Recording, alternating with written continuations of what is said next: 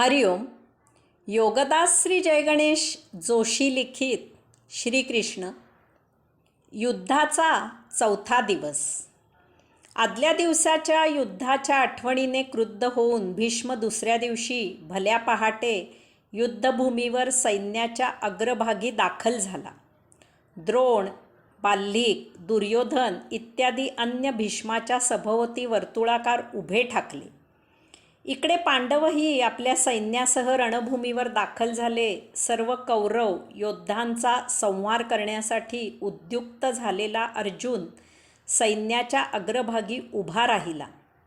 सर्व शस्त्रास्त्रांनी सज्ज असा त्याचा कपिध्वज श्रीकृष्णाकडून नियंत्रित केला जात होता. रणवाद्ये वाजू लागली, रणदुदुंबी दुमदुमू लागल्या आणि एकदम दोन्ही सैन्याने एकमेकांवर हल्ला केला आणि शस्त्रास्त्रांचा खडखडाट ऐकू येऊ लागला. भीष्म आणि अर्जुन यांनी एकमेकांच्या सैन्याचा महाभीषण संहार केला. त्यावेळी भीमाने महापराक्रम केला. त्याने सर्वांना नामोहरम केले. यावेळी काही कौरव बंधू मारले गेले, परंतु भगदत्त राजाने भीमाला घायाळ केले. भीम मूर्छित झाला ते पाहून त्याचा पुत्र घटोत्कच तेथे आला आणि त्याने महाभयंकर संहार आरंभिला आणि द्रोणासह सर्वांना त्रस्त केले. थोड्या वेळाने भीम शुद्धीवर आला. त्या पितापुत्राने कौरवांना सपाटून झोडपले. इतके की या पितापुत्रांना कसे आवरावे असा प्रश्न भीष्मांना पडला. ते पाहून भीष्माने कौरवांना माघार घ्यायचा सल्ला दिला आणि त्या दिवसाचे युद्ध थांबले. युद्धाचा 5वा दिवस.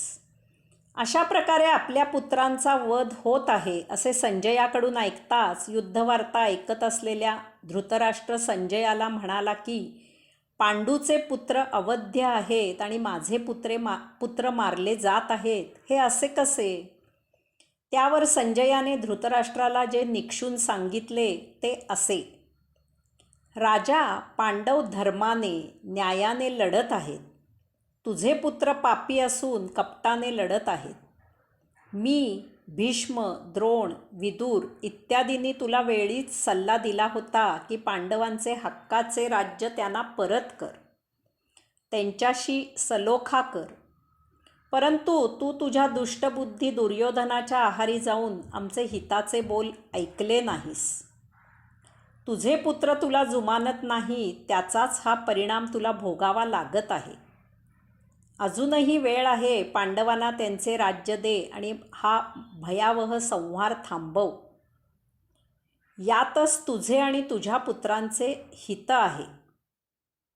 इकडे दुर्योधनाने पितामह भीष्मांना विचारले की आपण स्वतः, द्रोण, कृप, अश्वत्थामा, शल्य इत्यादी महापराक्रमी वीर माझ्या बाजूने लढत असताना माझे बंधू मारले जात आहेत आणि पांडव पराभवाचे नाव काढत नाही, हे असे कसे?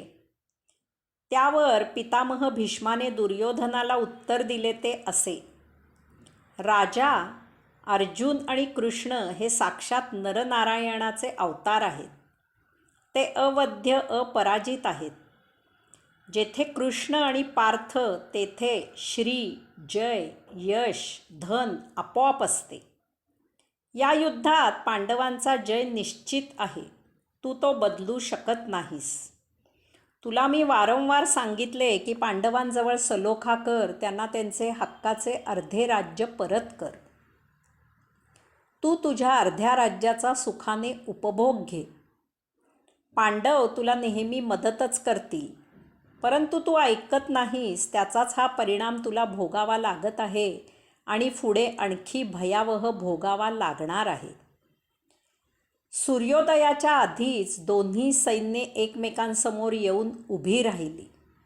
कौरव आणि पांडवांनी व्यूहरचना केली. भीमाने महाभयावह चढाई केली. त्याने कौरवांचा संहार सुरू केला. भीष्मानेही पांडवांच्या सैन्याचा संहार सुरू केला. कृष्ण सारथ्य करत असलेल्या अर्जुनाचा तो विशाल रथ युद्धभूमीवर आल्यावर कौरवांच्या मनात भीतीने कापरे भरले. अर्जुनाने भीष्मासह बहुतेक सर्व महायोद्ध्यांजवळ युद्ध केले, तथापि त्याने अश्वत्थाम्याला सोडून दिले. रणांगणावर सूर्यास्तापर्यंत दोन्हीही बाजूने महाभयावह असा संहार झाला. सूर्यास्त झाल्यावर भीष्माने लढाई थांबविण्याची घोषणा केली. युद्धाचा 6वा दिवस. रात्री भरपूर विश्रांती घेऊन सकाळी पुन्हा दोनही बाजूने कौरव, पांडव, राजे, सैनिक युद्धाला सज्ज झाले.